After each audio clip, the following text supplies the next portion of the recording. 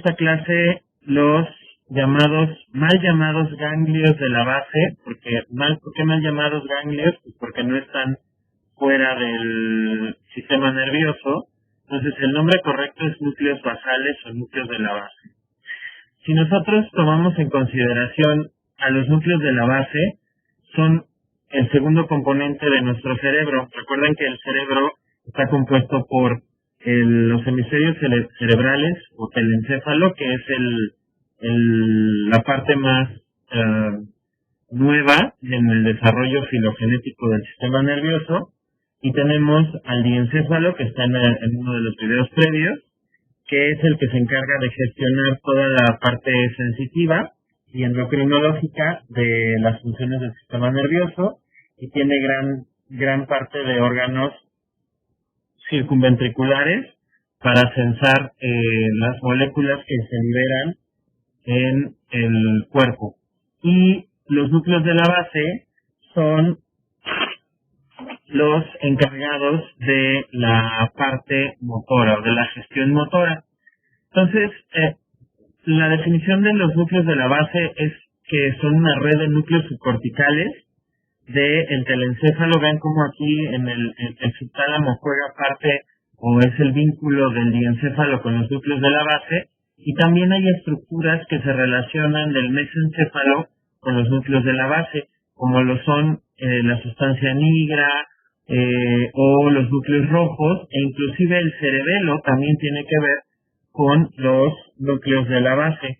Entonces, hay estructuras puras, que yo les llamo núcleos de la base puros, es decir, los que están ahí al lado de la cápsula interna, hacia lo lateral, como lo son el núcleo lenticular, el núcleo caudado. Hay estructuras de la corteza que se relacionan con lo motor, por ejemplo, el giro del cíngulo y la corteza motora, que esas dos estructuras vamos a llamar estructuras supratalámicas, y las estructuras que están en el tallo cerebral, que ya les mencioné, que es la sustancia nigra, los núcleos rojos, el cerebelo, los núcleos olivares, la región textal.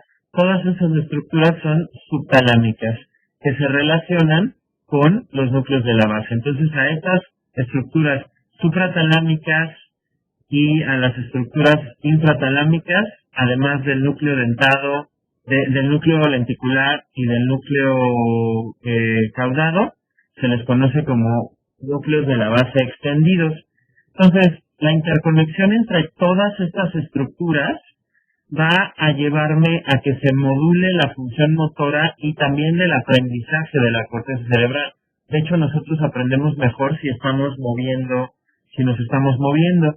Entonces, estos núcleos de la base tienen una influencia directa en la vía de movimiento fino y en las vías de movimientos finos de la cabeza. Así también se encargan de vigilar que el cuerpo esté haciendo una progresión de movimientos de manera adecuada. Aquí podemos ver cómo, a lo que me refiero con estructuras de núcleos de la base puros, son los que están en esta zona. Si se fijan en esta zona aquí, voy a remarcar el tálamo. Después del tálamo tenemos hacia lo lateral a la cápsula interna, y ya las estructuras que quedan más hacia lo lateral, que son el globo pálido, que es medial, y el putamen, que es más lateral, más el núcleo caudado. Se llama núcleo caudado porque tiene cola que hace esto. Entonces, estos son los núcleos de la base puros. Y por referencia anatómica, hacia aquí está el tálamo, hacia lo medial, hay, por ejemplo, la corteza motora o el giro del cíngulo, son estructuras supratalámicas que se relacionan con estos núcleos de la base. Y, por ejemplo, acá abajo en el mesencéfalo podemos apreciar, más o menos, aquí está el puente, el mesencéfalo ya estaría cubierto, pero en el tallo cerebral tengo a la sustancia nigra, a los núcleos rojos y a todo el cerebelo. Entonces, estas estructuras, que se les conoce como subtalámicas, que están por abajo del tálamo, se relacionan con estos núcleos de la base puros. Entonces, la interconexión entre los núcleos de la base puros, que son el putamen globo pálido que forman el núcleo lenticular y el núcleo caudado, la interacción entre estructuras supratalámicas y la interacción entre estructuras infratalámicas con los núcleos de la base, hace que se coordine toda la parte motora del cerebro. O sea, la corteza cerebral toma la decisión de los movimientos, el cerebelo tiene almacenado los movimientos y toda la vía de planeación es la que lleva la batuta de cómo se van a interrelacionar estos movimientos, pero quien vigila que se hagan de manera adecuada son los núcleos de la base. Esa es la función principal de los núcleos de la base. La modulación, es decir, esta vigilancia de que se ejecuten los movimientos de manera adecuada, va a ser a través de asas corticales, es decir, se va a conectar la corteza cerebral con el tallo cerebral, el tallo cerebral y el cerebelo con fibras tálamo-corticales, específicamente de la vía de planeación del movimiento fino. Los núcleos de la base se van a conectar con el tálamo vía los núcleos subtalámicos. También se va a conectar con la corteza. Entonces, hay que tomar en consideración que la función motora, de manera genérica es como lo vimos en los videos previos de las vías descendentes, piramidal, extrapiramidal y de planeación. Pero para que se lleve a cabo un movimiento adecuado, necesitan intervenir los núcleos de la base y hacer relevos y conexiones con muchas estructuras que fueron las que ya les mencioné. También la formación reticular forma parte de, o los tubérculos cuadrigéminos inferiores, que recuerden que son o colículos inferiores, que son relevos de la vía auditiva. Entonces, si tenemos un corte coronal, aquí podemos apreciar cómo está los núcleos de la base puros. Vamos a ver cómo, si dibujamos de medial a lateral, bueno, estos serían los tálamos de cada lado, y esta zona de aquí es la cápsula interna. Y entonces esto que voy a colorear en rojo es el globo pálido que está hacia lo medial, y vean cómo está inclusive subdividido, y luego hacia lo lateral está el putamen, que sería y acá arriba está el núcleo caudado. Estos son los núcleos de la base puros. Y ya sus conexiones, o ya puede tener conexiones, como les digo, estructuras infratalámicas, que son las que están en el tallo cerebral, o a estructuras subcorticales o supratalámicas para modular y vigilar que todos los movimientos estén coordinados. ¿A qué me refiero con esto? A que los núcleos de la base tienen que, por ejemplo, cuando tú vas caminando y vas balanceando los brazos de un lado del cuerpo con la pierna del otro para mantener el equilibrio, eso es vigilar que los movimientos estén coordinados. Porque si no hay alguien que los vigile, entonces va el paciente a sufrir pérdida de ese movimiento. Entonces, como ya habíamos visto en las vías descendentes, lo puedo dividir en vía piramidal, que es la córtico-espinal, que es la que controla el movimiento del cuello hacia los pies, y córtico vulvar o córtico nuclear, que es la que controla el movimiento fino de la cabeza, es decir, de la corteza cerebral. Se activan los núcleos del tallo cerebral. Y las vías extrapiramidales, que tienen que ver con la rubroespinal, reticuloespinal, tectoespinal, vestíbuloespinal, y mediados todo o vigilados por los núcleos de la base o ganglios basales. Entonces, por ejemplo, ya ¿qué componentes, como ya les había mencionado, tienen? Está el cuerpo estriado dorsal. Cuando escuchen hablar de cuerpo estriado dorsal, estamos hablando al núcleo caudado y al putamen. Cuando escuchen hablar de cuerpo estriado ventral, estamos hablando de los folículos inferiores y la sustancia perforada anterior. Esto en el mesencéfalo. Tiene que ver el movimiento también con la audición. Cuando escucho hablar de pálido dorsal, estoy hablando del globo pálido. Y pálido ventral, pues ven que el globo pálido, acá arriba les mostré en esta imagen que el globo pálido está subdividido en dos porciones, la ventral y la dorsal. También, como ya les había mencionado, aunque no están en la región, la sustancia nigra, los núcleos subtalámicos, el área tegmental, los núcleos rojos, el cerebelo se relacionan con los núcleos de la base. Entonces aquí podemos apreciar en esta imagen cómo están los tálamos, luego la cápsula interna y luego tenemos a los núcleos de la base, el lobo pálido con sus dos zonas y luego el putamen y arriba el núcleo caudado. Entonces hay una nomenclatura para ellos, como ya les dije, cuerpo estriado dorsal lo componen el núcleo caudado y el putamen. El pálido dorsal, pues bueno, nada más el globo pálido. El núcleo lenticular, que ese ya habíamos hablado desde el principio del bloque de neuro, está formado por el putamen y el globo pálido. El cuerpo estriado ventral, pues bueno, la sustancia perforada y el núcleo auditivo. Y así son los diferentes componentes de los núcleos de la base. En esta imagen podemos apreciar cómo el putamen es la estructura más grande y más lateral, o sea, este espacio entre el 6 y el 5, el 6 es el tálamo, el espacio que queda entre los dos sería el espacio para las fibras que forman a la cápsula interna, y luego aquí tenemos al núcleo caudado, que tiene una cabeza, un cuerpo y una cola, y conecta con el núcleo amigdaloide. Esto no es lo mismo que la amígdala, es parte del núcleo caudado y me sirve para la regulación motora.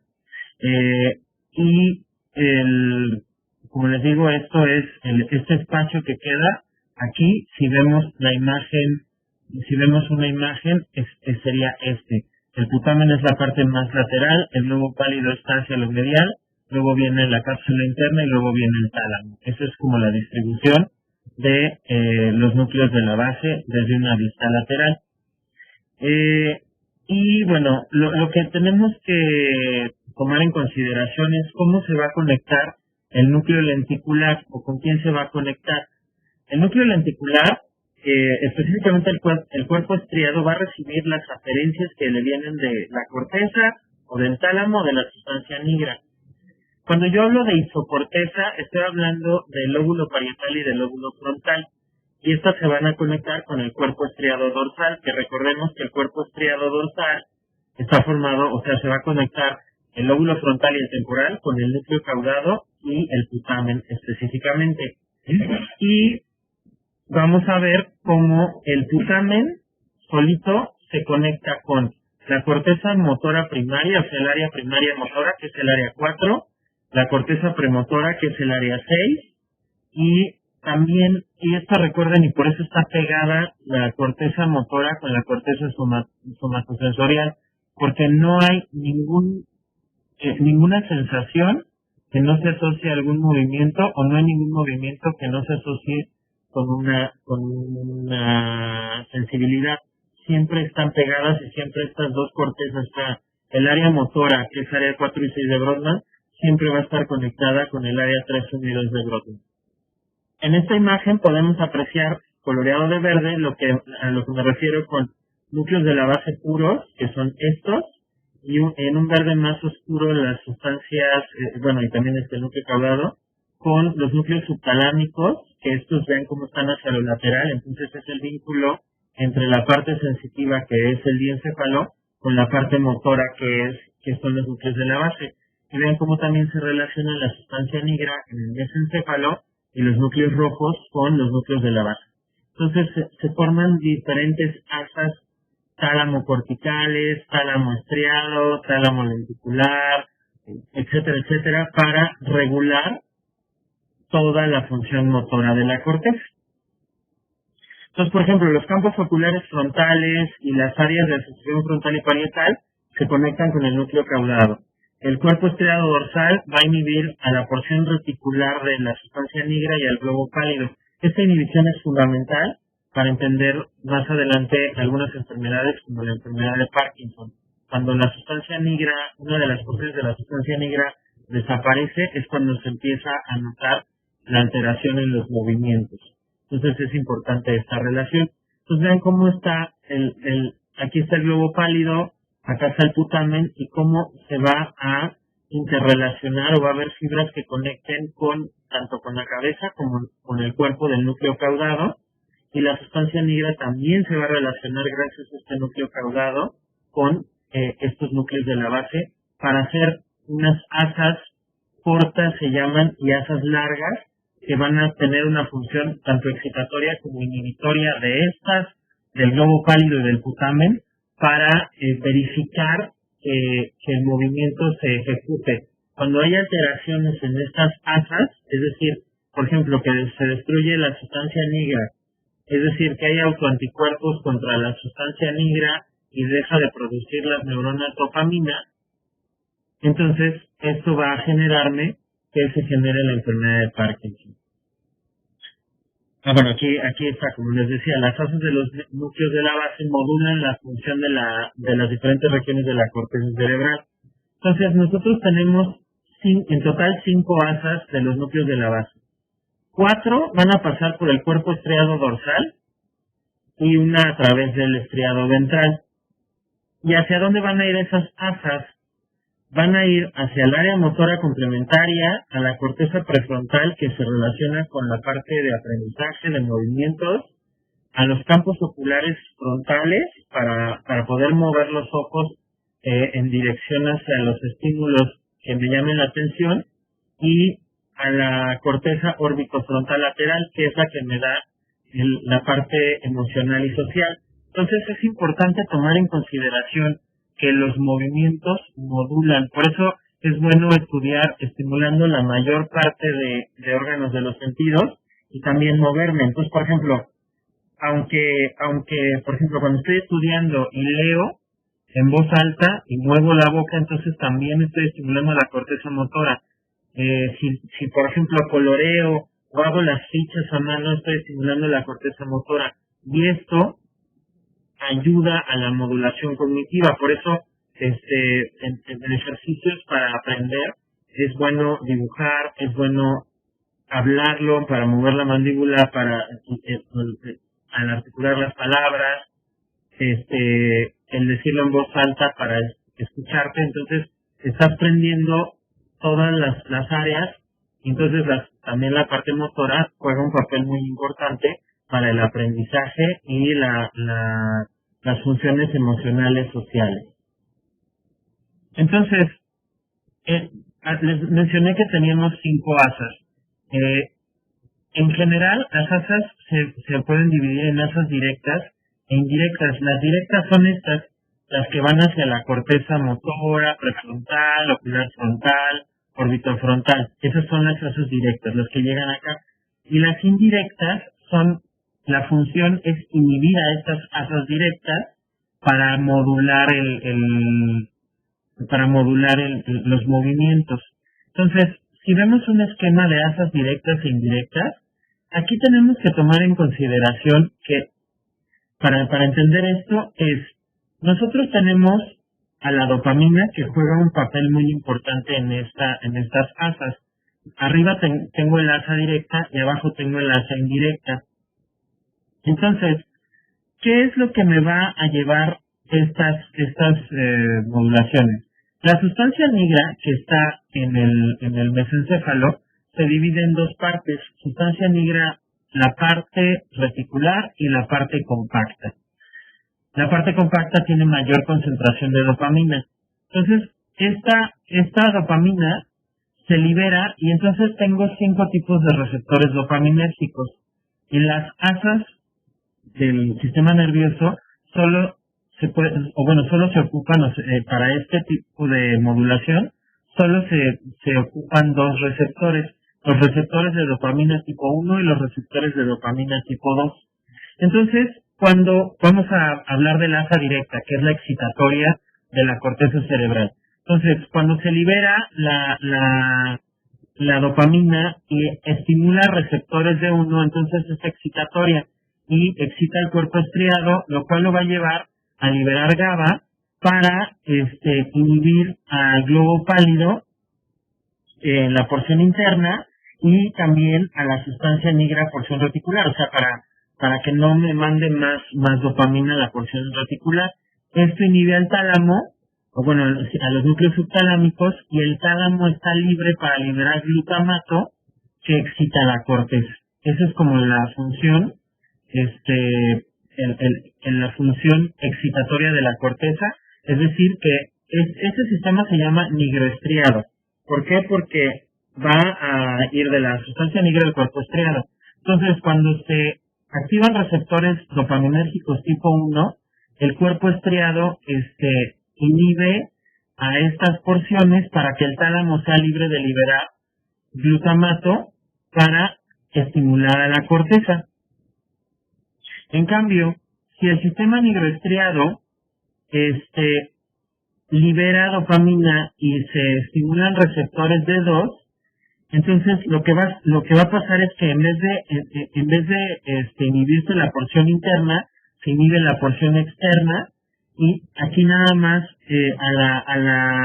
a los núcleos subtalámicos. Y entonces esto hace que la porción interna y la sustancia negra, porción reticular, se activen. En vez de inhibirse, se activan, y entonces hacen que el tálamo no le pueda liberar glutamato, y entonces la corteza no pueda funcionar. Pues básicamente este es como el esquema de lo que hace el asa directa y indirecta. Al final el resumen es: el asa directa hace que la corteza se active, y el asa indirecta hace que la corteza se inactive. Por ejemplo, en la enfermedad de Parkinson, esta es la que está funcionando, y como entonces la corteza está inactiva, no puede modular, o esto no está modulando los movimientos de la postura, y entonces por eso el paciente empieza a temblar cuando disminuyen los niveles de dopamina, porque ya no se pueden activar los receptores de 1. En esta imagen podemos apreciar cómo aquí están los pedúnculos cerebelosos superiores, aquí está la sustancia negra compacta y reticular en la base de los pedúnculos cerebrales. Entonces vean cómo aquí tengo un sistema nigroestriado. Entonces vean cómo se comunica tanto la sustancia negra reticular como la compacta, se comunican con diferentes partes del núcleo lenticular. Por ejemplo, esta neurona de la sustancia negra porción reticular, vean cómo se va hacia los núcleos del tálamo, ¿no? El núcleo ventral del tálamo, y aquí se va hasta la corteza. Pero, por ejemplo, hay otras que vienen de la corteza, pasan por el putamen o hacen relevo en el putamen, y de aquí puede pasar que se vaya a esta haciendo un asa para un feedback positivo y que se estimule la corteza, o puedo tener unas que activen a la sustancia negra compacta, y que esto haga que se genere un feedback negativo para que no se facilite esta asa directa. Estas son las asas directas, las que llegan a la corteza, y estas son las asas indirectas, que son las que inhiben esta zona para que no se pueda activar la corteza. Y entonces esto es lo que hace, esta modulación es la que hace que nos movamos, pero no se note el movimiento. Siempre hago el ejemplo de un bochito. Cuando tú, o el motor, si tú prendes un carro y no trae silenciador el escape del carro, entonces se escucha cómo funciona el motor. Si tú le pones ese silenciador, entonces ya sabes que está trabajando el motor, pero ya no se escucha tanto. Entonces los núcleos de la base son eso. Los núcleos de la base como que me esconden el funcionamiento del sistema motor. Es decir, como que lo suavizan para que no se note. Cuando ya no están los núcleos de la base modulando esto, entonces ya se ve como tiembla. Y de hecho eso es lo que pasa cuando tienes un infarto. Es muy común en las personas que tienen hemorragias cerebrales capsulares y que se afectan los núcleos de la base. Lo que se deriva de los núcleos de la afección de los núcleos de la base son problemas motores que vamos a ver más adelante. Y aquí hay otros mecanismos mediante los núcleos subtalámicos, mediante asas indirectas y asas directas, de cómo se modula esta función motora. Aquí, cuando hablo del cuenco estriado ventral y el pálido, esto es muy importante, porque parte de los núcleos de la base, hay un núcleo específico en esta zona del cerebro que se llama núcleo accumbens. El núcleo accumbens es parte del sistema límbico y es el que nos libera nos libera dopamina y nos libera algunos neurotransmisores muy importantes como la serotonina en el cerebro, y es lo que nos genera placer. Por ejemplo, cuando fumamos, el humo del tabaco se va por la vía de los pulmones, activa el núcleo accumbens y se libera serotonina y se facilita la dopamina, y entonces eso hace que nos sintamos bien. Igual cuando tomas un chocolate, cuando tienes sexo, cuando cuando comes un alimento que te gusta mucho, cuando bebes alcohol, o sea, cuando te drogas, los estímulos que generen placer, que te puedas imaginar, y es diferente para cada persona, cualquier estímulo que genere placer, para que genere esa sensación de bienestar y placer, tiene que activar a este núcleo accumbens para que se libere serotonina. Pero ¿por qué está tan vinculado a la parte motora? ¿Qué pasa, por ejemplo, en las personas que dejan de fumar? Todo el tiempo necesitan estar mascando chicle, o todo el tiempo están así como que jugando con estos dos dedos, que es con el que agarran el cigarro. O qué pasa con las personas que tienen abstinencia alcohólica, empiezan a temblar.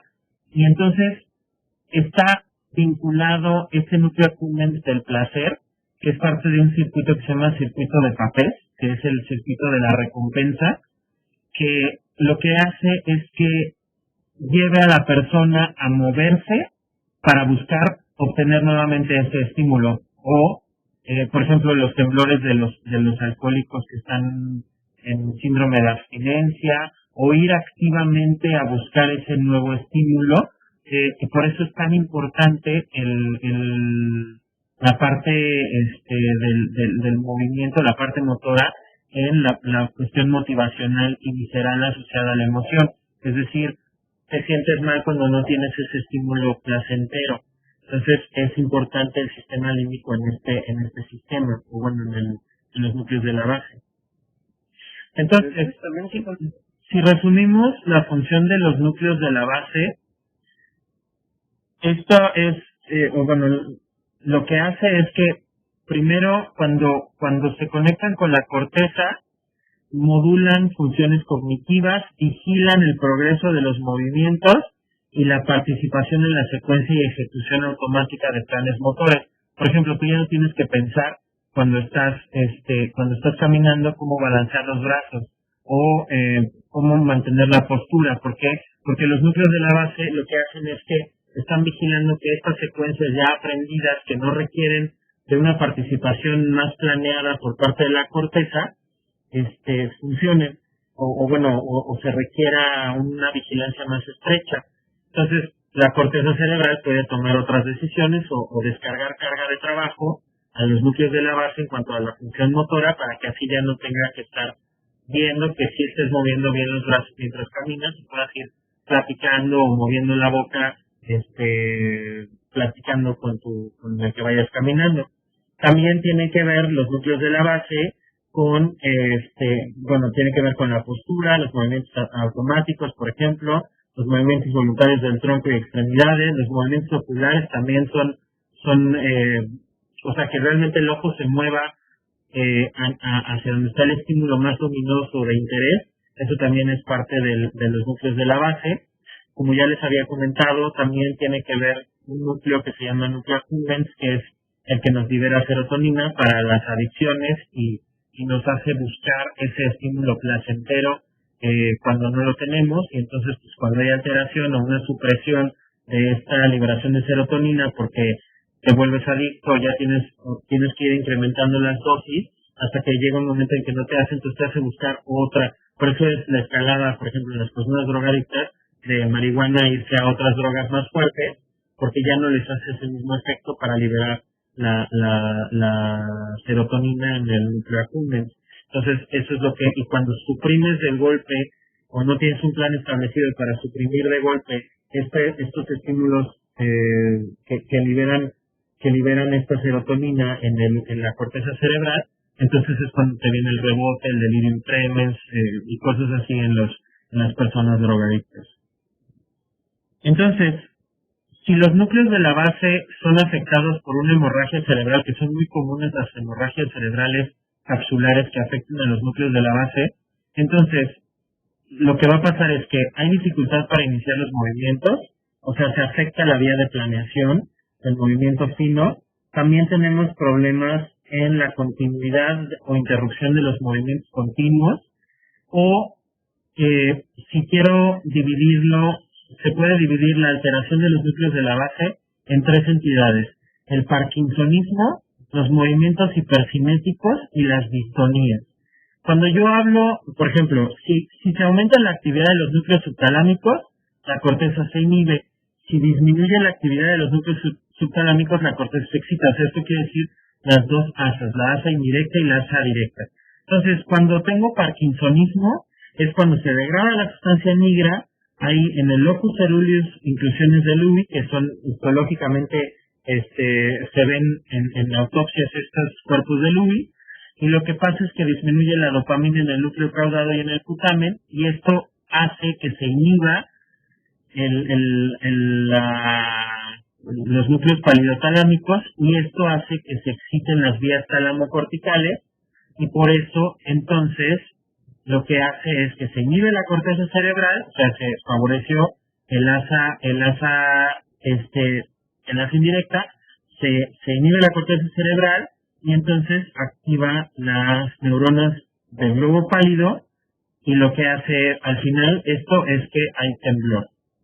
Entonces, ¿qué hay en el parkinsonismo? Movimientos muy lentos, o sea, le cuesta trabajo iniciar el movimiento. Las articulaciones están rígidas. ¿Por qué? Pues porque tarda más en modular, o sea, que no se vea el esfuerzo que hace el sistema motor para mover las articulaciones. Tengo una marcha muy característica parkinsoniana, con pasos cortos, temblor en manos, viendo hacia abajo y el paciente encorvado.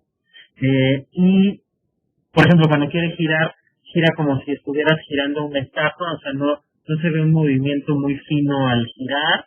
Y tiene un movimiento en las extremidades fino que se llama en cuentamonedas. Esto me habla de que que la vía extrapiramidal o las vías extrapiramidales no están siendo moduladas, porque de hecho al principio de la enfermedad, después se agrava, pero al principio de la enfermedad lo que va a pasar es que tú, por ejemplo, le das la mano, le dices que escriba algo y deja de temblar, pero ya cuando deja de existir la sustancia negra, entonces ya hay temblor todo el tiempo. Aquí está la ilustración de cómo el sistema negrostriado está trabajando en Parkinson y en cerebro normal. Y, por ejemplo, los movimientos hipercinéticos se dividen en valismo, coreas y atetosis. Por ejemplo, el hemivalismo es que el paciente, por ejemplo, si sufre un evento vascular cerebral, el lado contrario al que sufrió el evento vascular cerebral, si tú le pides que levante la pierna o el brazo, lo mantiene recto y sin moverse. Pero del lado que tuvo el evento vascular cerebral, va a tener temblores finos, o va a ser como movimientos circulares en la mitad del cuerpo, que tuvo que sufrió este evento vascular cerebral. Las coreas las puedo dividir en dos: una que se cura, que es en la infancia, que se llama corea de Sydenham, y la corea que se desarrolla después de los 40, que se llama corea de Huntington.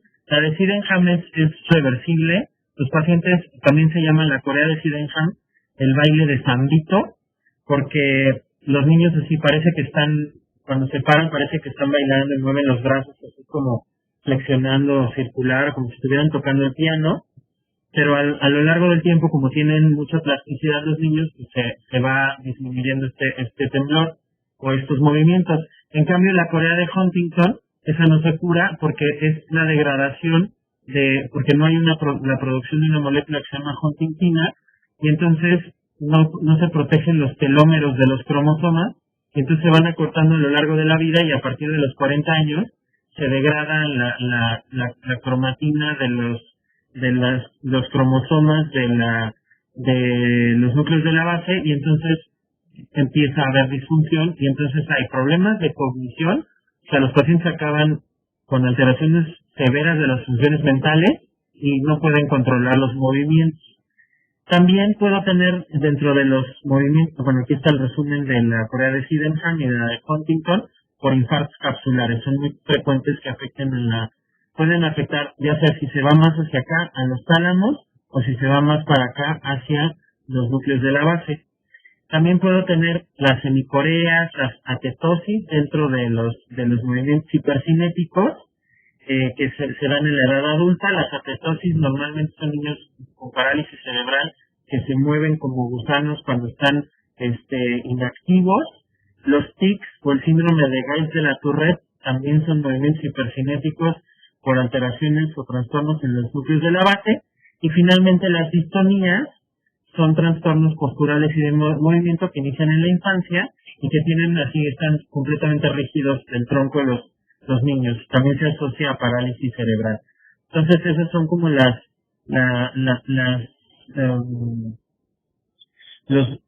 alteraciones de los núcleos de la base. Entonces cualquier alteración de núcleos de la base se va a traducir en alguna alteración: parkinsonismo, movimientos hipercinéticos o distonía.